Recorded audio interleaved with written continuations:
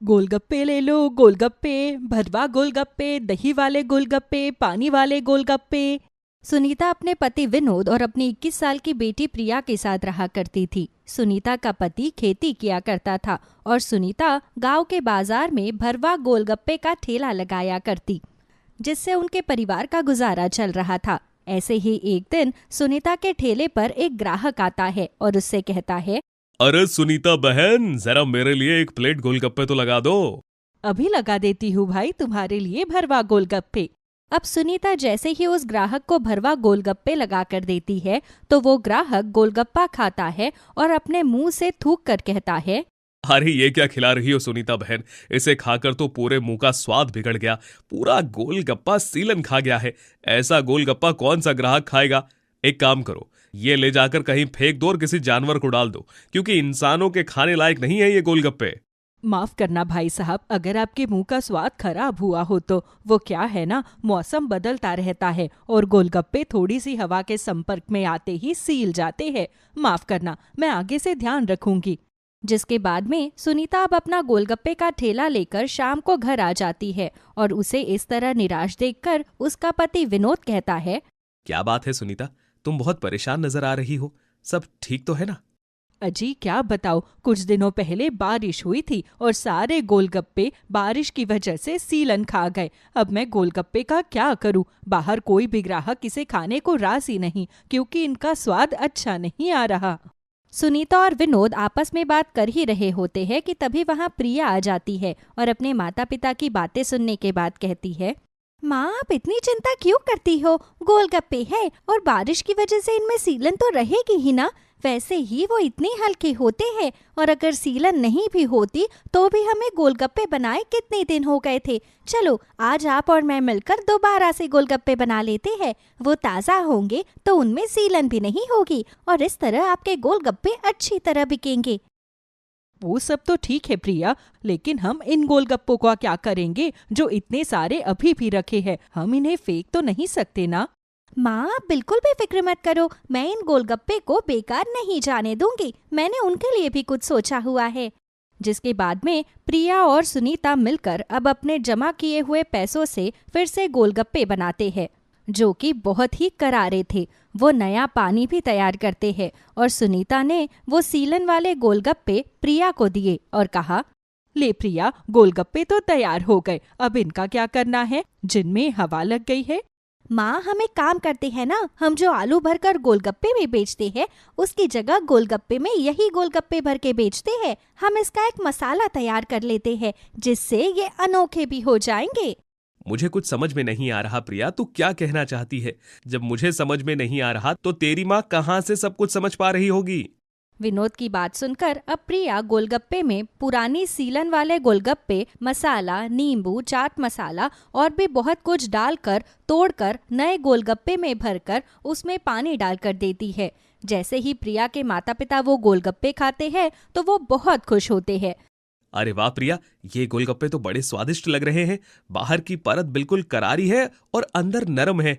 मैंने तुझे कभी अपने गोलगप्पे के ठेले पर खड़े नहीं होने दिया, लेकिन फिर भी तूने कितना अनोखा सुझाव निकाल कर दिया है।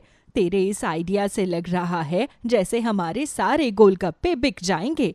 माँ मैंने तो सिर्फ एक कोशिश की है, अब ये कामयाब होना ना होना ये तो कोशिश के हाथ में है ना। और देखो मेरी कोशिश कामयाब हो गई। जिसके बाद में अगले दिन से सुनीता वापस अपने गोलगप्पे के ठेले को लगाने लगती है। बढ़िया बढ़िया ताज़ा ताज़ा गोलगप्पे ले लो, भरवा गोलगप्पे ले लो। इस बार नई ताज़ा रेसिपी के साथ बनाए हैं गोलगप्पे, एक बार खाओगे तो बार बार आओगे। सुनीता की आवाज़ और उसकी नई चाह देख अब उसके गोलगप्पे खाने के लिए ग्राहक भी बढ़ जाते हैं। सुनीता बहन, जरा एक प्लेट भरवा गोलगप्पे लगा देना, मैं भी तो देखूं तुम्हारी नई ताजा रेसिपी कैसी है। हाँ हाँ क्यों नहीं, आप अभी रुकिए, मैं आपको अभी देती हूँ। इस तरह सुनीता अब उसको भरवा गोलगप्पे देती है और वो गोलगप्पे खाकर ग्राहक उसकी बहुत तारीफ करता है। समय गुजरता है और गुजरते समय के साथ सुनीता की बिक्री होने लगती है। अरे सुनीता बहन, जरा मेरे लिए 2 प्लेट गोलगप्पे लगा दो। जब से तुमने ये भरवा गोलगप्पे बेचना शुरू किया है, जिसमें तुम कुछ अजीब से मसाले मिलाती हो, तब से तो मेरा बिना गोलगप्पे खाए दिल लगता ही नहीं है। जी अभी लगा देती हूँ बहन, थोड़ी देर रुक जाइए, पहले इन भाई साहब के गोलगप्पे पैक कर दूँ। ऐसे ही सुनीता दिन भर ग्राहकों को गोलगप्पे खिलाती है और शाम को घर आ जाती है। कुछ ही महीनों में उनकी हालत सुधर जाती है और एक दिन विनोद ने सुनीता से कहा, सुनीता, अब हमारी प्रिया बेटी बड़ी हो गई है, उसका कॉलेज भी पूरा हो गया है, हमें उसके लिए एक अच्छा सा लड़का देखकर उसकी शादी कर देनी चाहिए।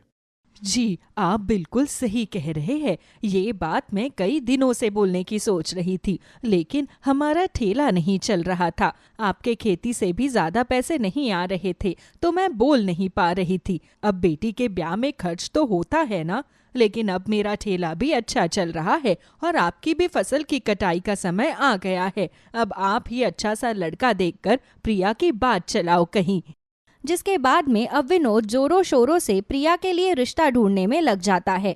एक दिन एक कुसुम नाम की औरत अपने बेटे पार्थ के साथ प्रिया का रिश्ता लेकर आती है और प्रिया को देखकर कहती है, अरे प्रिया, तुम तो बहुत सुंदर हो, कितनी प्यारी हो तुम, पढ़ी लिखी, मेरा बेटा भी MBA कर रहा है, मुझे ऐसी ही कोई समझदार लड़की चाहिए थी। गांव में आजकल पढ़ी लिखी लड़कियां मिलती ही कहाँ है, उम्मीद है तुम घर का काम भी जानती होगी।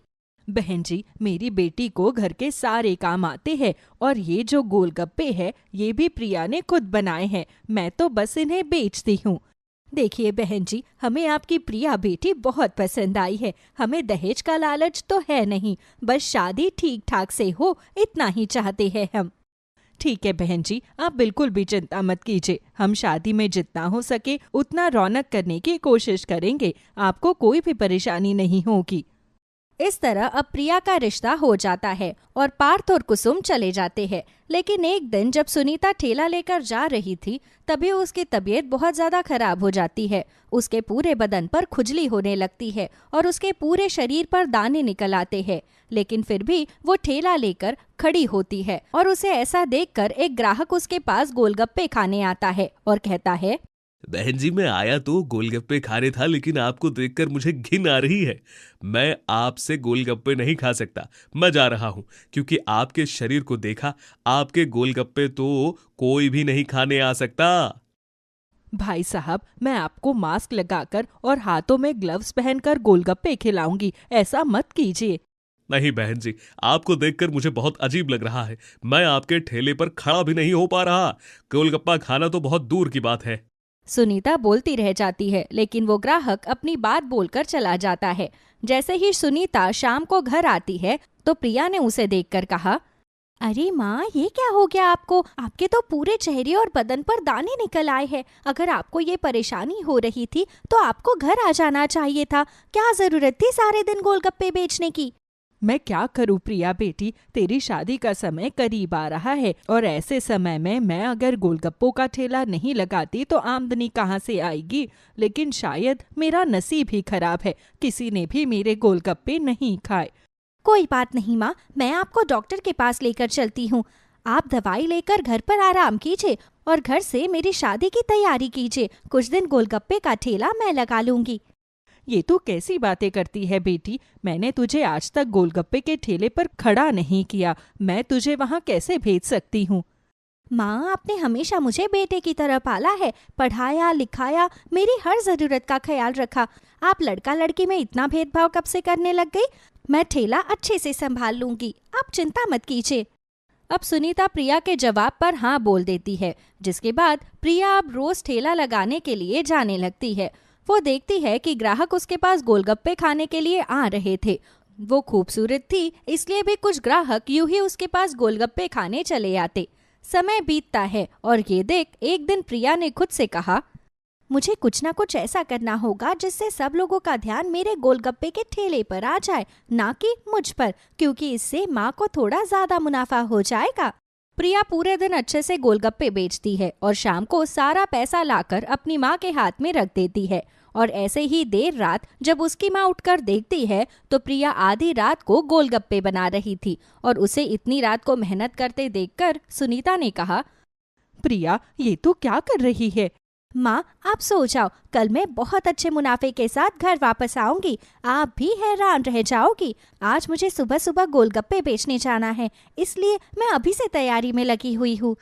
जिसके बाद प्रिया ऐसी ही पूरी रात गोलगप्पे बनाती है और अब सुनीता उठकर गोलगप्पे देखती है तो उसे देखकर कहती है, ये क्या बनाया है तूने बेटी? ये गोलगप्पे तो बहुत बड़े हैं, ये तो किसी इंसान के मुंह में नहीं आएंगे।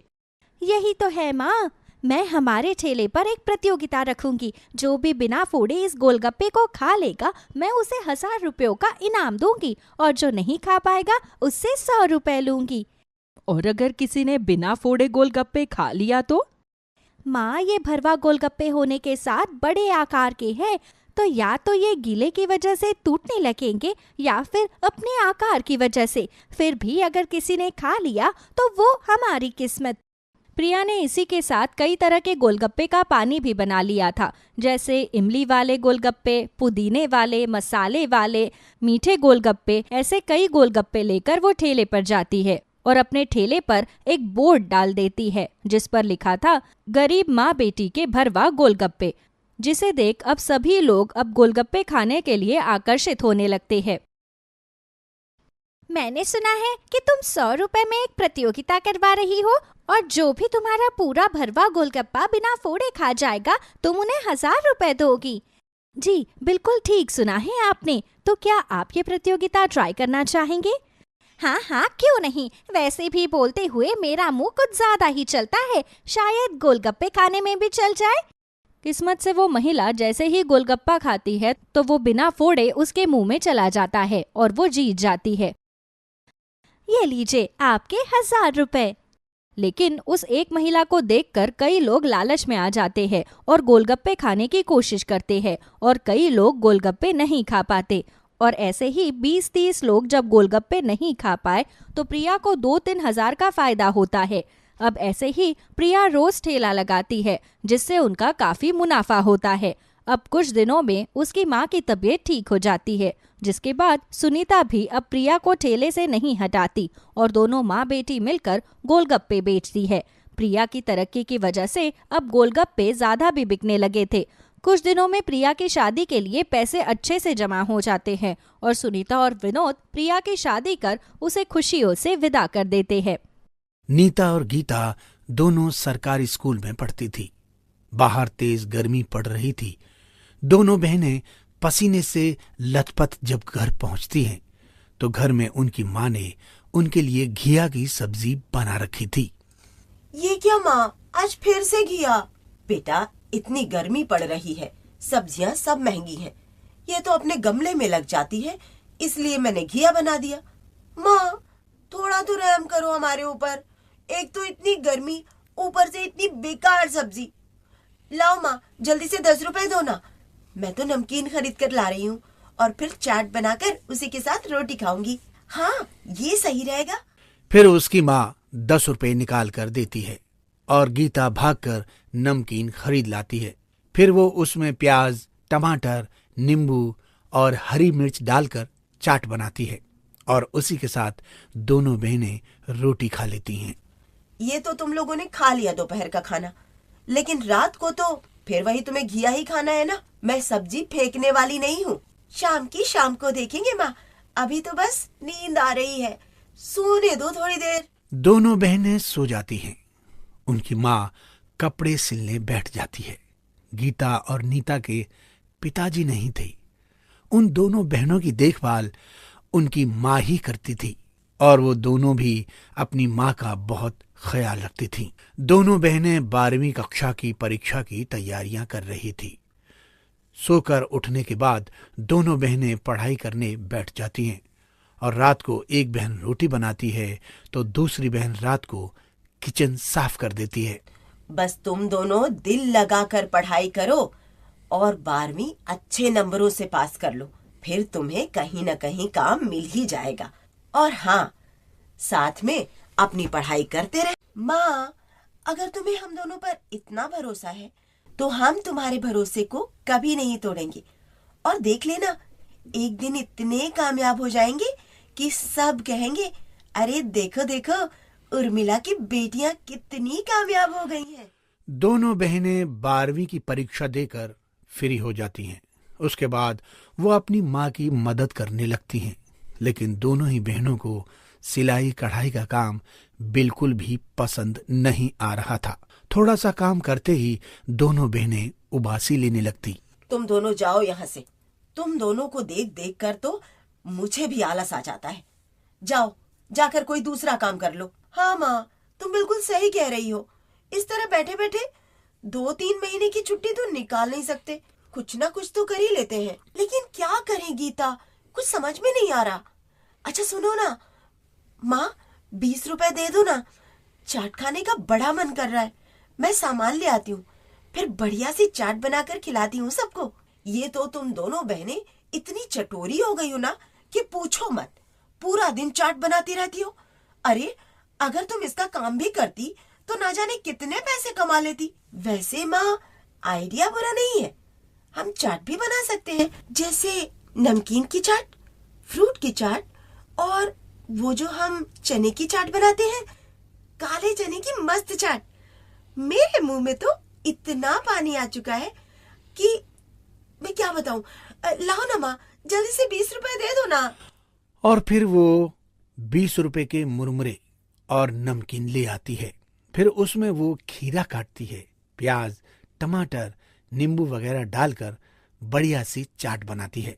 सारा परिवार बैठकर चाट खाता है और इसी बारे में बात करता है कि अगर वो दोनों बहनें यही काम करने लगें तो छुट्टियां भी कट जाएंगी और कमाई भी हो जाएगी। लेकिन तुम दोनों जो बड़ी बड़ी प्लानिंग बना रही हो ना, आधे से ज्यादा चाट तो तुम ही खा जाओगी। अपनी माँ की बात सुनकर वो दोनों हंसने लगती हैं। लेकिन ये बात दोनों बहनें कई बार करती हैं और प्लानिंग बनाती हैं कि अगर वो चाट की दुकान खोलें तो कैसा रहेगा। और फिर दोनों बहनें डिसाइड कर लेती हैं कि वो अपनी छुट्टियों का उपयोग करेंगी और चाट की दुकान खोलें। शाम को माँ, हम दोनों ने सोच लिया है कि हम दोनों चाट की दुकान खोलेंगी और हम पहले घर में अलग अलग तरह की चाट बनाकर देखेंगी। अरे तुम लोग तो सीरियस ही हो गई। रहने दो बेटा, आस पड़ोस के मोहल्ले वाले ना जाने क्या क्या बातें बनाएंगे। कहेंगे कि माँ से अपनी बेटियां नहीं पाली जा रही हैं, तो मोहल्ले वाले आकर पाल लेंगे हमें। माँ, तुम भी ना किन लोगों के बारे में सोच रही हो? कभी आते भी हैं हमारा हालचाल लेने। उन बेचारों को तो यही डर लगता रहता है कि कहीं ऐसा ना हो कि ज्यादा हमदर्दी दिखाए और ये हमारे सर पर ही आकर ना बैठ जाए। तुम दोनों उम्र से ज्यादा समझदार नहीं हो गई हो। अच्छा है माँ, जल्दी समझदारी आ गई। कम से कम हमें ये तो पता चला कि क्या सही है क्या गलत है। अब देखो, हमारा कॉलेज में एडमिशन भी होगा, तब भी हमें पैसे चाहिए होंगे। अब तुमसे कितने पैसे मांगेंगे बताओ जरा। काम करने में बुराई ही क्या है? घर में भी तो खाली बैठी रहती है ना, पूरा दिन काटे नहीं कटता। हाँ, बिल्कुल सही बात है।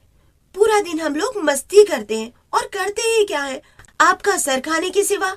ये बात तो तूने बिल्कुल सही कही।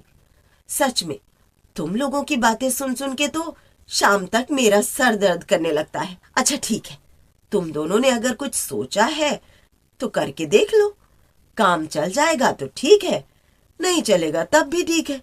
तुम्हारी माँ है ना। और ये सुनकर दोनों बहनें खुश हो जाती हैं।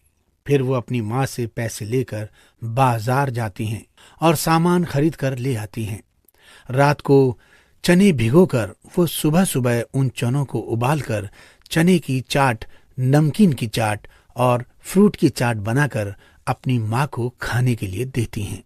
माँ, जरा खाकर बताओ, इनमें से सबसे अच्छी वाली कौन सी है? फिर उनकी माँ तीनों चाट बारी बारी से खाती है और बहुत तारीफ करती है और ये भी कहती है कि वो चाहे तो तीनों तरह की चाट बना सकती है। तो फिर माँ ठीक है, हम ये तीनों चाट बनाएंगे और हमने जगह भी पहले से ही डिसाइड कर ली है।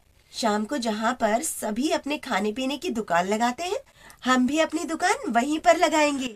फिर दोनों बहनें अपनी माँ के साथ जाकर एक किराए पर ठेला ले लेती हैं। कुछ पेपर प्लेट और कुछ चम्मच भी खरीद लेती हैं, कुछ टिश्यू पेपर भी, और फिर अपनी दुकान का नाम रखती हैं चटपटा चाट कॉर्नर। सुनो बेटा, सबसे पहले भगवान के नाम का निकालो, उसके बाद से ही काम शुरू करना। ठीक है माँ, जैसा तुम कहोगी हम बिल्कुल वैसा ही करेंगे। फिर दोनों बहनें चाट बनाने लगती हैं और उनकी माँ घर चली आती है। दोनों बहनें आने जाने वाले लोगों की तरफ देख रही थी कि उनका ध्यान उनकी तरफ है या नहीं। तभी एक आदमी वहां पर आता है और चाट का सामान देखने लगता है। सुनो, एक फ्रूट चाट और एक चने की चाट बना दो। दोनों बहनें अलग अलग तरह की चाट तैयार करने लगती हैं। जल्दी से उनका काम हो जाता है और वो चाट उस आदमी को दे देती हैं। सर, आज हमने पहली बार दुकान लगाई है, आप खाकर बताएंगे कि ये कैसी बनी है? अच्छा, ऐसा है क्या? हाँ तो ठीक है, मैं खाकर बताता हूँ। जी। वाह, बहुत बढ़िया, हर चीज परफेक्ट है। खट्टा, मीठा, तीखा, सब कुछ। अरे वाह, तुम्हारे नए काम के लिए तुम दोनों को बहुत बहुत शुभकामनाएं। तुम्हारा काम बहुत अच्छा चलेगा। और ये सुनकर दोनों बहनें उस आदमी को धन्यवाद देती हैं। उसके बाद वो चम्मच को एक बर्तन पर बजाने लगती हैं। आइए आइए और चटपटी चाट का मजा लीजिए। आयरन, कैल्शियम, विटामिन से भरपूर फ्रूट चाट, चने की चाट और मिक्स चाट, पॉकेट फ्रेंडली, इको फ्रेंडली। उस नुक्कड़ पर तरह तरह के खाने पीने का सामान मिलता था। कुछ बहुत महंगा था तो कुछ ठीक ठाक था, लेकिन दोनों बहनों की चाट का रेट बिल्कुल सही था, जो लोगों की जेब को भारी नहीं पड़ने वाला था, और स्वाद लाजवाब। पहले दिन दोनों बहनों का काफी सामान बिक जाता है। ये देख दोनों बहनें बहुत खुश होती हैं। पहली कमाई लाकर वो अपनी माँ के हाथों पर रखती हैं। बहुत अच्छा है, ये तो बहुत अच्छा है। इस तरह तुम दोनों का मन भी लगा रहेगा और थोड़ी कमाई भी हो जाएगी। हाँ माँ, हम अपना खर्चा निकालने लग जाए तो कितना अच्छा हो। अभी दोनों बहनें माँ के हाथ का खाना खाती हैं और सो जाती हैं। सुबह सवेरे उठकर वो शाम के लिए तैयारी करना शुरू कर देती हैं। सारे फलों को अच्छे से धोकर वो अपने ठेले पर सजा देती हैं। साफ बर्तनों में वो सारा सामान लगाकर जब जाने लगती हैं तो सबसे पहले पड़ोसन उन्हें रोक लेती है। अरे सुनो, तुम्हारी माँ ने बताया कि तुम दोनों चाट की दुकानें लगाने लगी हो। अरे भाई, इतनी दूर तो देखो हम जा नहीं पाएंगे, पर चाट खाने का बड़ा मन कर रहा है। तो एक काम करो, क्या तुम मुझे यहीं पर बनाकर दे दोगी एक प्लेट? ठीक है आंटी, अब बताइए कौन सी चाट खाएंगी? फिर वो औरत अपनी मनपसंद चाट बनवा कर ले जाती है। दोनों बहनें बहुत खुश थीं कि घर से निकलते ही आज उनकी बोहनी हो गई। फिर वो अपने चाट कॉर्नर को तैयार करती हैं और सबको बुलाने लगती हैं। कल के मुकाबले आज दोनों बहनों का काम ज्यादा अच्छा हुआ था। शाम को वहां पर कुछ लोग जो जिम जाते थे फ्रूट चाट बनवा कर खाते हैं और रात तक दोनों बहनें घर आ जाती हैं। आज वो और भी बहुत खुश थीं और उनकी माँ भी उनकी तरक्की देखकर बहुत खुश थी। भगवान तुम दोनों को दिन दूनी रात चौगुनी तरक्की दे। मैं सच कहती हूँ, मुझे भी बहुत अच्छा लग रहा है। ऐसा लग रहा है जैसे कि तुम दोनों मेरा सहारा बन गई हो। माँ, हमने मजाक मजाक में काम शुरू किया था, लेकिन अब लग रहा है कि ये काम तो बहुत अच्छा है। फिर दोनों बहनें दिल लगाकर अपने चाट कॉर्नर को संभालने लगती हैं। यहाँ तक कि वो अब पनीर की चाट, आलू की चाट भी बनाने लगती हैं, जो हाथों हाथ बिक जाती है और उसके दाम भी उन दोनों को अच्छे मिलते हैं। और सबके दाम उन्होंने कम रखे थे ताकि सब लोग खरीद सकें। एक दिन शाम को, अच्छा सुनो, ऐसा करो 6 प्लेट चने की चाट बना दो और 6 प्लेट पनीर और आलू की चाट बना दो और 4 प्लेट मिक्स चाट बना दो। एक ही आदमी से इतना बड़ा ऑर्डर पाकर दोनों बहनों का हाथ मशीन की तरह चलने लगा और वो जल्दी जल्दी ऑर्डर तैयार करने लगी। ये लीजिए सर, आपका ऑर्डर। अरे वाह, बहुत बहुत धन्यवाद, कितना जल्दी बना दिया आपने। हाँ वो आदमी ऑर्डर लेकर चला जाता है। दोनों बहनें और लोगों को चाट बनाकर खिलाने लगती हैं। इस तरह दोनों बहनों की मेहनत रंग लाती है। और कुछ समय बाद वो दोनों बहनें अपने चार्ट कॉर्नर को अच्छे से चलाने लगती हैं। 12वीं का रिजल्ट आ चुका था और दोनों बहनें ओपन से बीए करने की सोच लेती हैं। ये क्या, तुम दोनों तो ओपन से बीए कर रही हो? तुम दोनों को तो कॉलेज जाना था। माँ, पहले हम दोनों खाली बैठी रहती थी, लेकिन अब हम दोनों बिजनेस वुमन बन गई हैं। अब हम अपना चलता हुआ काम तो खराब नहीं करेंगे ना, जबकि हम जानते हैं पढ़ाई तो दूसरे तरीके से की जा सकती है। और दोनों बहनें पढ़ाई के साथ साथ अपना काम भी करती हैं और अब उनके घर की आर्थिक स्थिति बहुत अच्छी हो चुकी थी। कुलदीप की पत्नी को गुजरे काफी अरसा हो गया था। कुलदीप की एक 10 साल की बेटी होती है जिसका नाम काजल था। काजल बहुत ही प्यारी लड़की थी। कुलदीप ने अपनी पत्नी के गुजरने के बाद दूसरी शादी नहीं की। उसे लगता था कि उसकी सौतेली माँ आकर बेटी को परेशान करेगी। कुलदीप एक बहुत ही अमीर आदमी था। उसकी फैक्ट्री में बहुत सारे वर्कर काम करते थे। उन्हीं वर्कर में एक रामदीन था। रामदीन काफी बूढ़ा हो गया था और उसके घर में उसकी पत्नी और उसकी बेटी और एक बेटा था। रामदीन की बेटी भानुप्रिया जब बहुत छोटी होती है, उसकी माँ गुजर जाती है और रामदीन शकुंतला से शादी करके भानुप्रिया के लिए माँ लेकर आता है। लेकिन भानुप्रिया की सौतेली माँ उसे बहुत परेशान करती थी। बचपन से लेकर आज तक उसने कभी भी उसे माँ जैसा प्यार नहीं दिया था। एक दिन रामदीन इसी सोच विचार में बैठा हुआ था कि बेटी की शादी कैसे करूं। तभी कुलदीप वहां आ जाता है। रामदीन जी, क्या हुआ? आपकी तबीयत ठीक नहीं है? मैं काफी देर से देख रहा हूं आप यहीं बैठे हुए हैं। क्या आपको काम नहीं करना? नहीं नहीं साहब, बस मैं थोड़ा सा कुछ सोचने लग गया था, इसलिए यहां बैठ गया। मैं अभी काम पर लग जाता हूं। हो सकता है आपकी कोई घरेलू प्रॉब्लम हो, लेकिन अभी आप फैक्ट्री में हैं, तो प्लीज अपने काम पर ध्यान दीजिए। हाँ जी मालिक, मैं अभी अपने काम पर लग जाता हूँ। रामदीन के वहां पर जाने के बाद कुलदीप अपने मैनेजर से बोलता है। क्या हुआ? आज रामदीन बहुत उदास बैठा हुआ था। मैं काफी समय से देख रहा हूं, ये बहुत मेहनती इंसान है। जरूर कोई प्रॉब्लम है, तुम पता करके बताओ। अगर उन्हें पैसे वैसे की जरूरत है तो मुझे बताना। हाँ ठीक है सर, मैं अभी पता करके बताता हूँ। काफी देर बाद मैनेजर कुलदीप को जाकर बताता है। सर, रामदीन के घर की कोई प्रॉब्लम चल रही है। उसकी बेटी शादी के लायक हो गई है और उनकी दूसरी पत्नी ने उनके द्वारा दिए गए आज तक जितने भी पैसे थे वो देने से मना कर दिया है और वो चिंता में घुले जा रहे हैं कि उनकी बेटी की शादी कैसे होगी। ओहो, ये तो बहुत परेशानी की बात है। क्या कहा तुमने? उनकी बेटी सौतेली माँ? अच्छा, तो रामदीन जी ने दूसरी शादी की है और सौतेली माँ बेटी को बिल्कुल पसंद नहीं करती है। क्या यही कहना चाहते हो? हाँ जी सर, मैं यही कहना चाहता। ऑफिस से घर जाने के बाद कुलदीप अपनी बेटी के साथ खाना खाते हैं और थोड़ी देर खेलने के बाद वो अपने कमरे में सोने चला जाता है। तभी उन्हें रामदीन का ख्याल आता है। उस बेचारी लड़की ने बचपन से अपनी सौतेली माँ का जुल्म सहा है। ऐसे ही कोई लड़की मेरी काजल की माँ बन सकती है, क्योंकि वो काजल के साथ वो दुर्व्यवहार नहीं करेगी जो उसने खुद अपनी जिंदगी में सहा हो।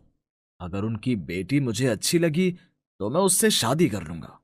अगले दिन सुबह काजल को स्कूल छोड़ने के बाद जब कुलदीप ऑफिस जाता है तो उसे पता चलता है कि रामदीन आज छुट्टी पर है।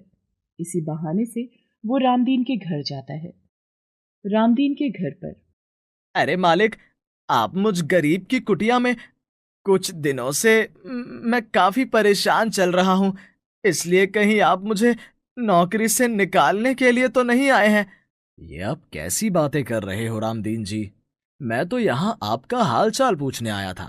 तभी भानुप्रिया एक ट्रे में पानी और चाय लेकर आती है। देखने में भानुप्रिया बहुत ही सुंदर और सुशील लग रही थी। कुलदीप को अपनी बेटी के लिए ऐसी माँ चाहिए थी। भानुप्रिया के वहां से जाने के बाद।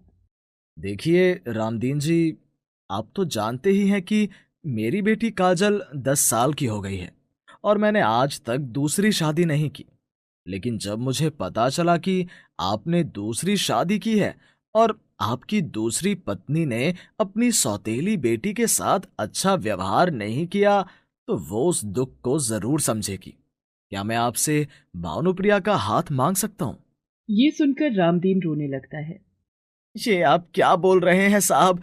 मुझ गरीब के तो भाग ही जग जाएंगे अगर मेरी बेटी आप जैसे सुशील इंसान के यहाँ ब्याई गई तो ठीक है, इस हफ्ते किसी भी दिन शुभ मुहूर्त निकलवा लीजिए। मैं भानुप्रिया से शादी करने वाला हूँ और आपको ज्यादा खर्चा करने की भी जरूरत नहीं है। शादी बिल्कुल सिंपल तरीके से होगी। अगले हफ्ते कुलदीप भानुप्रिया से शादी करके उसे घर ले आता है और काजल से बोलता है, काजल बेटा देखो, तुम्हारे लिए मैं मम्मी लेकर आया हूँ। आज से ये तुम्हारा ख्याल रखेंगी और तुम अपनी माँ को कभी परेशान मत करना। मुझे कोई मावा नहीं चाहिए। मेरी सब दोस्त कहती हैं सौतेली माँ बहुत खराब होती है और वो बहुत मारती पीटती है, सारे घर का काम कराती है। बेटा, लोग बाग ऐसी बातें बोलते ही रहते हैं, तुम उन बातों पर ध्यान मत दो। ये भानुप्रिया है और ये तुम्हारा बहुत अच्छे से ख्याल भी रखेगी। तभी भानुप्रिया आगे जाकर काजल के हाथों को पकड़ती है। तभी काजल गुस्से में उसके हाथ झटक देती है और भागकर अपने कमरे में चली जाती है। तुम दुखी मत होना, उसे आदत नहीं है घर में किसी और के होने की, और वो और बच्चों की बातें सुनकर परेशान है। और मुझे पूरी उम्मीद है भानु कि तुम एक अच्छी माँ साबित होगी। मैं समझ सकती हूँ अभी काजल पर क्या गुजर रही है। ये सब मैं अपनी जिंदगी में बहुत बार देख चुकी हूँ। आप बेफिक्र रहिए, मैं काजल का बहुत अच्छे से ख्याल रखूंगी। जैसा कि भानुप्रिया सोचती है कि वो काजल को किसी तरह मना लेगी, काजल उसकी कोई भी बात नहीं मानती। वो हर वक्त अपनी माँ को परेशान करने के लिए नए नए तरीके ढूंढते रहती। कभी भानुप्रिया अपने कमरे में आराम कर रही होती तो काजल बाहर से कुंडी लगा देती। अगर वो टीवी देखती तो वो चुपके से तार निकाल देती। और एक दिन तो हद ही कर दी। भानुप्रिया नहाने के लिए बाथरूम में जाती है तो बाहर से काजल कुंडी लगाकर अपनी सहेलियों के साथ खेलने चली जाती है और पूरा दिन घर ही नहीं आती। पूरे दिन बाथरूम में भानुप्रिया बंद हुए परेशान हो जाती है। तभी शाम को कुलदीप घर आ जाता है।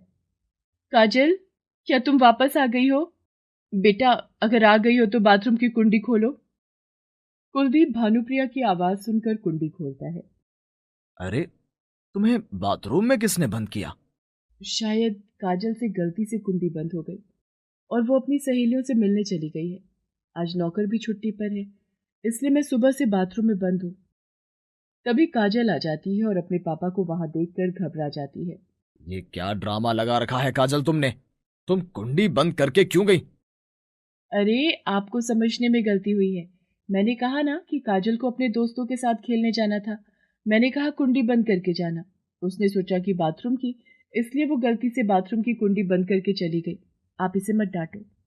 और जब काजल ये देखती है कि भानुप्रिया उसकी साइड ले रही है तो उसे अपने किए पर बड़ी शर्मिंदगी होती है और वो वहां से चली जाती है। मैं तो समझती थी कि सौतेली माँ बहुत खराब होती है, पर ऐसा तो बिल्कुल भी नहीं है। मेरी सौतेली माँ तो मेरी कोई भी शिकायत पापा से नहीं लगाती, जबकि मैं उन्हें इतना परेशान करती हूँ। क्या मैं एक अच्छी बेटी नहीं बन सकती? मैं उनसे सॉरी बोल दूंगी। अगले दिन सुबह कुलदीप के जाने के बाद काजल भानुप्रिया के पास आती है। माँ, मुझे माफ कर दो। जब से आप इस घर में आई हो मैं आपको बहुत परेशान करती हूँ। उसके बावजूद भी आपने कभी पापा से मेरी शिकायत नहीं लगाई। इसमें तुम्हारी कोई गलती नहीं है काजल। तुम्हारी दोस्तों ने जैसा बोला तुमने वैसा ही सोचा। पर मैं तुम्हें एक बात बताती हूँ, मेरे पास भी एक सौतेली माँ है जिन्होंने मेरे साथ बहुत ही बुरा सलूक किया है। इसलिए मुझे पता है कि तुम कैसा महसूस करती होगी। पर तुम बेफिक्र रहो, हम दोनों मिलकर बहुत अच्छी माँ बेटी बनेंगे और दुनिया को दिखाएंगे कि सौतेला जैसा कुछ नहीं होता। आप सही कह रही हो माँ। आज के बाद मैं आपको कभी भी परेशान नहीं करूंगी। भानुप्रिया काजल को गले लगा लेती है। उसके बाद समय धीरे धीरे बीतता है और काजल बड़ी हो जाती है। भानुप्रिया ने काजल को घर की एक एक चीज सिखाई होती है और पढ़ाई में भी काजल की वो बहुत मदद करती है। काजल शादी के लायक हो जाती है और कुलदीप उसके लिए एक अच्छा लड़का ढूंढने लगता है। देखिए कुलदीप, काजल के लिए कोई ऊंचा खानदान देख लो, लेकिन लड़का ऐसा देखना जो हीरे के जैसा हो, पढ़ा लिखा, समझदार, और जो हमारी काजल को बहुत अच्छे से रखे। सब लोग खानदान देखते हैं, रुपया पैसा देखते हैं, लेकिन कोई भी लड़का नहीं देखता कि लड़के में क्या गुण है। और मैं चाहती हूँ कि मैं अपनी बेटी की शादी ऐसे लड़के के साथ करूँ जो उसे हमेशा खुश रखे, उसकी इज्जत करे। तुम्हारे इतने उच्च विचार सुनकर भानुप्रिया, मुझे आज बहुत खुशी हो रही है कि मैंने पत्नी के रूप में तुम्हारा चुनाव किया था। इतना तो शायद काजल की सगी माँ भी उसके बारे में नहीं सोचती। तभी काजल वहां आ जाती है और अपने पापा की बात सुनने के बाद बोलती है, पापा, ये मेरी सौतेली नहीं बल्कि सगी से भी बढ़कर अच्छी माँ है। इन्होंने मुझे जिंदगी में अच्छा बुरा सिखाया है, मुझे इस काबिल बनाया है कि मैं किसी के भी आगे सर उठाकर खड़ी हो सकती हूँ, और जहां मेरी माँ कहेगी मैं वही शादी करूंगी। ये सुनकर कुलदीप की आंखों में आंसू आ जाते हैं। ठीक है बेटा, मैं तेरी शादी ऐसे ही लड़के के साथ कराऊंगा जो भानुप्रिया ने पसंद किया होगा। उसके बाद कुलदीप काजल के लिए बहुत सारे रिश्ते देखता है। भानुप्रिया भी हर रिश्ते की अच्छे से छानबीन करती है। अंत में भानुप्रिया को अपनी पसंद का लड़का समीर मिल जाता है। कुलदीप, मैंने समीर के बारे में बहुत सारी जानकारी इकट्ठी की है। वो बहुत ही अच्छा लड़का है और हमारी काजल को हमेशा खुश रखेगा। मैंने देखा है वो अपने घर में अपनी माँ बहनों को भी बहुत इज्जत देता है। काजल उस घर में बहुत सुखी रहेगी। मैंने भी समीर के बारे में जानकारी निकाली है। जो तुम कह रही हो वो बिल्कुल सही है। वो बहुत अच्छा कमाता भी है और सबकी इज्जत भी करता है। उसके बाद भानुप्रिया और कुलदीप काजल की शादी समीर के साथ धूमधाम से करवा देते हैं। शादी के 2 साल बाद जब एक दिन काजल घर आती है तो अपनी माँ को बोलती है, माँ, आप सचमुच में बहुत अच्छी हो। आपने जिस घर में मेरी शादी की है वहां मैं बहुत खुश हूँ, और समीर के घर वालों के साथ साथ समीर भी मेरी बहुत रिस्पेक्ट करते हैं, और आपकी दी गई सलाह अनुसार माँ मैं अपना घर बहुत अच्छे से बसाऊंगी। ये सुनकर भानुप्रिया अपनी बेटी को गले लगा लेती है और कुलदीप भी उन दोनों को ऐसा देखकर बहुत खुश होता है। उसके बाद काजल अपनी जिंदगी हंसी खुशी बिताती है। छी छी छी छी, इतनी गंदी चाय! अरे इस चाय को तो गली का कुत्ता भी ना पिए। एक काम करने को कहा था, वो भी इस नासपीटी से ठीक से नहीं हो पाता। जा दोबारा मेरे लिए चाय बना कर ला, और अगर इस बार तूने चाय अच्छी नहीं बनाई तो तेरे लिए मुझसे बुरा और कोई नहीं होगा। गरिमा के माता पिता उसके बड़े भाई की शादी के बाद ही चल बसे थे, जिसके बाद उसकी भाभी सुनीता उस पर बहुत अत्याचार करती थी। वो पूरा दिन जानवरों की तरह उससे घर का काम करवाती और उसे खूब खरी खोटी सुनाती। ये लीजिए भाभी। हाँ, अब आ रही है ना चाय में से अच्छी खुशबू। पहले ही अच्छे से मसाला डालकर चाय बना देती तो सुबह सुबह मेरा मूड खराब नहीं होता। सुनीता जैसे ही चाय की पहली घूंट भरती है वैसे ही उसे पीते ही जमीन पर थूक देती है। चाय के अंदर इतनी चीनी! तू क्या चाहती है कि मुझे डायबिटीज हो जाए और मैं डायबिटीज की मरीज बन जाऊं? जिस दिन से इस घर में आई हूँ उस दिन से मुझे मारने पर तुली हुई है। ये आप कैसी बातें कर रहे हैं भाभी? और मैंने तो चाय में बहुत ही कम चीनी डाली थी। अच्छा, तो क्या मैं झूठ बोल रही हूँ? नहीं नहीं भाभी, मेरे कहने का वो मतलब नहीं था। मैं आपके लिए दोबारा चाय बना देती हूँ। रहने दे, तू तो फिर से ऐसे ही चाय बनाकर रख देगी। तेरा क्या जाता है, घर का सारा राशन तो विवेक जी के पैसों से आता है ना। तुझे तो बस सामान पानी की तरह बहाना है। 2 बार इतनी चाय बनाकर पहले ही दूध, चीनी, चाय पत्ती का नुकसान कर दिया। अब क्या पूरे दिन मैं तुझसे यही करवाते रहूं? अपनी चाय मैं अपने आप ही बनाकर पी लूंगी। तब तक तू जाकर सारे कपड़ों पर प्रेस कर दे। एक भी कपड़ा जलना नहीं चाहिए, वरना तेरी खैर नहीं। ठीक है भाभी। गरिमा जैसे ही वहां से कपड़े प्रेस करने के लिए जाती है तभी सुनीता वहां कप में रखी हुई चाय को बड़े ही मजे से लेकर पीने लगती है। वाह वाह वाह, क्या चाय बनाई है! बेवकूफ कहीं की, मैं इसे जो भी बोलती हूँ मेरी बात मान लेती है। इस पर हुक्म चलाने में तो मुझे अलग ही मजा आ जाता है। जब तक दिन में कई बार इसे सुना ना लूं, विवेक जी से इसे 2-4 थप्पड़ ना खिलवा दूं, तब तक मेरे मन को सुकून ही नहीं मिलता। गरिमा कपड़ों पर प्रेस कर ही रही होती है कि तभी प्रेस ज्यादा तेज होने की वजह से उसकी भाभी की एक सिल्क की साड़ी उससे जल जाती है। हे भगवान, अगर भाभी को पता चल गया कि मुझसे उनकी ये साड़ी जल गई है तो वो मुझे छोड़ेंगी नहीं, बल्कि भैया से और पिटवाएंगी। हे भगवान, भाभी को इस जली हुई साड़ी के बारे में कुछ पता ना चले। गरिमा ऐसा कह ही रही होती है कि तभी वहां से गुजर रही सुनीता उसकी ये बातें सुन लेती है। हे भगवान, ये क्या किया तूने? मेरी इतनी महंगी साड़ी जला दी। तुझे पता भी है विवेक जी ने मुझे कितने पैसों में से ये साड़ी दिलवाई थी। हर दिन बस किसी ना किसी चीज का नुकसान करती ही रहती है। तूने तो पूरे घर में सत्यानाश मचा कर रखा है। मुझे अच्छी तरह पता है तुझसे बर्दाश्त नहीं होता ना जब मैं इस तरह अच्छे कपड़े पहनती हूँ, इसलिए तूने मेरी ये साड़ी जलाई है। नहीं भाभी, ऐसा कुछ भी नहीं है। आपकी साड़ी तो मुझसे गलती से जल गई। मैं तुझे बहुत अच्छे से जानती हूँ, इसलिए मेरे सामने ये नाटक वाटक मत कर। इसी प्रेस से तूने मेरी साड़ी जलाई है ना? अब देख मैं तेरे साथ क्या करती हूँ। सुनीता उसी गर्म प्रेस को गरिमा के हाथ पर लगा देती है, जिससे गरिमा का पूरा हाथ बुरी तरह जल जाता है और वो दर्द से चीखने चिल्लाने लगती है। छोड़िए भाभी, मेरा हाथ जल रहा है। मुझे बहुत तेज दर्द हो रहा है, हटाइए इसे। जब तक तुझे दर्द नहीं होगा तब तक तो सुधरेगी नहीं। आज तुझे तेरी करनी का अच्छा इनाम मिला है। आज के बाद तो फिर कभी ऐसा कुछ करने की हिम्मत नहीं करेगी। बहुत शौक था ना मेरी साड़ी जलाने का, अब आया मजा। सुनीता गरिमा का हाथ जलाकर वहां से चली जाती है। दर्द के मारे गरिमा जोर जोर से रोने लगती है। माँ, पिताजी, आप दोनों क्यों मुझे छोड़कर चले गए? अगर जाना ही था तो मुझे भी अपने साथ ले जाते। मैं अब और ऐसी जिंदगी नहीं जी सकती। आप दोनों मुझे भी अपने पास बुला लीजिए। अगले दिन, गरिमा, गरिमा, अरे कहाँ मर गई? मैं कब से तुझे आवाज दे रही हूँ। आई भाभी, कहिए क्या हुआ? अरे क्या हुआ का क्या मतलब है? पूरा घर इतना गंदा पड़ा है, रसोई में इतने सारे गंदे बर्तन इकट्ठा है और तू महारानी अपने बिस्तर में पड़ी हुई है। जाकर सारा काम कर।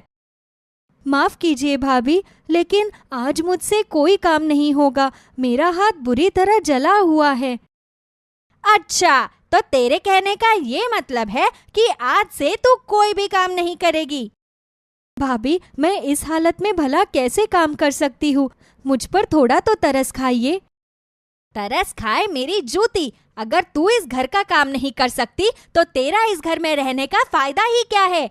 वैसे भी घर में रहकर हम पर बोझ बनी हुई है। अभी के अभी निकल जा यहाँ से। आप ये क्या कह रही हो भाभी? मैं इस घर से निकलकर कहाँ जाऊंगी? आपके और भैया के अलावा इस दुनिया में मेरा और है ही कौन? अच्छा, तो फिर जाकर घर का सारा काम कर और काम खत्म करने के बाद बाजार से जाकर सब्जियां ले आइयो। बहुत दिनों से कुछ ढंग का नहीं खाया मैंने, तो खाने में कुछ अच्छा सा बना देना। ठीक है भाभी। गरिमा अपने जले हुए हाथ से ही घर का सारा काम करती है। घर का काम खत्म करने के बाद वो बाजार में सब्जियां लेने चली जाती है। तभी उसकी नजर सब्जी के ठेले पर रखे छोटे छोटे बैंगनों पर पड़ती है। अरे वाह भैया, ये बैंगन तो बहुत ही सुंदर है। कितने के दिए? अरे ये बैंगन 20 रुपए के हैं दीदी। छोटे बैंगन है, बहुत स्वादिष्ट बनते हैं, ले जाइए। ठीक है भैया, आप मुझे ये बैंगन भी दे दीजिए। गरिमा सारी सब्जियों को लेकर घर आती है। तभी उसकी भाभी रसोई में आती है। तू आज फिर से बाजार से ये बैंगन उठाकर ले आई? तुझे पता है ना, हम दोनों को बैंगन की सब्जी बिल्कुल भी पसंद नहीं है, फिर भी आए दिन घर पर ये बैंगन उठाकर ले आ जाती है। भाभी, ये बहुत सस्ते मिल रहे थे, इसलिए मैं ले आई। मैं इनसे भरवा बैंगन की सब्जी बना दूंगी। आज तो ठीक है, लेकिन आज के बाद घर में ये बैंगन आने ही नहीं चाहिए, पहले ही बता दे रही हूँ। और ये क्या, इस कटोरी पर ये साबुन कैसे लगा हुआ है? तूने आज भी बर्तन ठीक से नहीं धोए ना? नहीं भाभी, वो मेरा हाथ जला हुआ था तो शायद इसीलिए ठीक से नहीं धुला। मैं दोबारा धो दूंगी। मुझे अच्छी तरह पता है, तूने इसीलिए इसे ठीक से नहीं धोया ताकि हम इस बर्तन में खाना खाएं और बीमार हो जाए। तुझे तो मैं अभी बताती हूँ। गरिमा की भाभी गरम चिमटा उठाकर उसके जले हुए हाथ पर लगा देती है, जिस वजह से गरिमा को बहुत तेज जलन होने लगती है। हटाइए भाभी, हटाइए इसे। आपको पता है कि मेरा हाथ जला हुआ है, उसके बाद भी आप मेरे साथ ऐसा कर रही है। मेरे लिए कुछ अच्छा नहीं कर सकते तो कम से कम इस तरह मेरा बुरा तो मत कीजिए। मैं भी इंसान हूँ, मुझे भी दर्द होता है। तेरी इतनी हिम्मत कि तू मुझसे इस तरह ऊंची आवाज में बात करेगी? सुनीता गरिमा को एक जोरदार तमाचा मारती है और वहां से चली जाती है। अपनी भाभी के ऐसे बर्ताव से गरिमा के आंखों में आंसू आ जाते हैं। न जाने मैंने किस जन्म में कौन से पाप किए थे जो आज मेरे साथ ऐसा हो रहा है। रो मत गरिमा, अगर तुम इस तरह से रोती रहोगी तो हमें भी तुम्हें देखकर रोना आ जाएगा। अरे, ये आवाज कहाँ से आई? यहाँ तो मेरे अलावा और कोई भी नहीं है। इधर देखो गरिमा, हम जादुई बैंगन हैं। तुम ही तो हमें बाजार से खरीद कर लेकर आई हो। अरे, तुम तो बोलने वाले बैंगन हो, लेकिन भला एक बैंगन कैसे बात कर सकता है? गरिमा, हम कोई आम बैंगन नहीं बल्कि जादुई बैंगन हैं, इसीलिए हम तुमसे बात कर सकते हैं। हम इसलिए तुम्हारे साथ हैं क्योंकि तुम एक अच्छी लड़की हो। हम तुम्हें देखते ही भांप गए थे कि तुम जरूर किसी न किसी बात से परेशान हो। तुम्हारी भाभी सच में बहुत बुरी है। उसने तुम्हारे हाथ को कितनी बुरी तरह से जला दिया। लाओ, मुझे अपना हाथ दिखाओ, मैं तुम्हारे हाथ को ठीक कर देता हूँ। जादुई बैंगन गरिमा के जले हुए हाथ पर अपना हाथ फेरते हैं तो गरिमा का हाथ बिल्कुल ठीक हो जाता है। अरे वाह, ये तो चमत्कार हो गया। मेरा हाथ तो एकदम ठीक हो गया। गरिमा जादुई बैंगन से बात कर ही रही होती है कि तभी गरिमा का भाई विवेक बड़े ही गुस्से में उसके पास आता है। क्या हुआ भैया, आप इतने गुस्से में क्यों हो? विवेक बिना कुछ कहे गरिमा को एक जोरदार चाटा मारता है। भैया, आपने मुझे थप्पड़ क्यों मारा? मैंने तो कुछ भी नहीं किया। तेरी भाभी ने मुझे सब कुछ बता दिया। तेरी हिम्मत कैसे हुई अपनी भाभी से इस तरह से ऊंची आवाज में बात करने की? लेकिन भैया, मैंने तो कुछ भी नहीं किया। बस बहुत हो गई तेरी बकवास। यहां मैं अपनी कमाई से तुझे पाल रहा हूं और तू अपनी भाभी से ही बदतमीजी करती है। चल जा, निकल जा इस घर से। बस बहुत हो गया भैया, क्यों निकल जाऊं मैं इस घर से? माँ पिताजी ने अपनी मेहनत से इस घर को बनाया था। ये घर सिर्फ आपका नहीं है, मेरा भी है। भाभी के कहने पर मैं घर का सारा काम करती हूँ, उनकी हर बात मानती हूँ। उसके बाद भी आप दोनों मुझसे इस तरह बर्ताव करते हो। भाभी तो पहले से ऐसी ही है, लेकिन अब तो आप भी मुझसे इस तरह बर्ताव करते हो जैसे मैं आपकी सगी नहीं बल्कि सौतेली बहन हूँ। बंद कर अपनी बकवास, अपना सामान उठा और निकल यहां से। बस बहुत हो गया विवेक, मैं अब इसे और ज्यादा बर्दाश्त नहीं करूंगा। ये बेचारी तुम्हारी पत्नी का हर अत्याचार सहती है तो तुम इसके सर पर ही चढ़कर बैठ गए। तुम जैसे लोग बातों से सीधे होने वाले नहीं हैं। जब तक तुम लोगों को अच्छी तरह से मार नहीं पड़ेगी तब तक तुम दोनों सीधे नहीं होगे। जादुई बैंगन अपने जादुई डंडों से उन दोनों को बुरी तरह पीटने लगता है। दर्द के कारण वो दोनों बुरी तरह से चिल्लाने लगते हैं। अब एहसास हुआ, जब तुम बात बात पर बिना गलती के गरिमा को मारते हो तो उसे कैसा लगता होगा। आज जब खुद को दर्द हो रहा है तो बड़ी तकलीफ हो रही है। हर रोज जब इस मासूम को पीटते हो तो कभी सोचा है इसे कितना दर्द होता होगा? जादुई बैंगन, तुम इन दोनों को छोड़ दो। मैं इन दोनों को इस तरह दर्द में नहीं देख सकती। देख रहे हो ना, जिसके साथ तुम दोनों ने हमेशा इतना बुरा बर्ताव किया, आज वही तुम्हें दर्द में भी नहीं देख सकती। गरिमा कह रही है इसीलिए मैं तुम दोनों को छोड़ रहा हूं, वरना मैं तुम दोनों का वो हाल करता कि तुम दोनों सपने में भी नहीं भूलते। अगर आज के बाद तुम दोनों ने फिर कभी गरिमा के साथ ऐसा बर्ताव किया तो मुझसे बुरा कोई नहीं होगा। तुम जैसे ही गरिमा को नुकसान पहुंचाओगे, मैं उसी समय यहां पर आ जाऊंगा। नहीं नहीं, हम आज के बाद गरिमा को कुछ भी नहीं कहेंगे, हम वादा करते हैं। जादुई बैंगन उन दोनों को अच्छा सबक सिखाता है। उस दिन के बाद वो दोनों गरिमा को कभी कुछ नहीं कहते। जादुई बैंगन की मदद से गरिमा की जिंदगी खुशहाल हो जाती है और कुछ सालों बाद वो शादी करके खुशी खुशी अपने घर से विदा हो जाती है।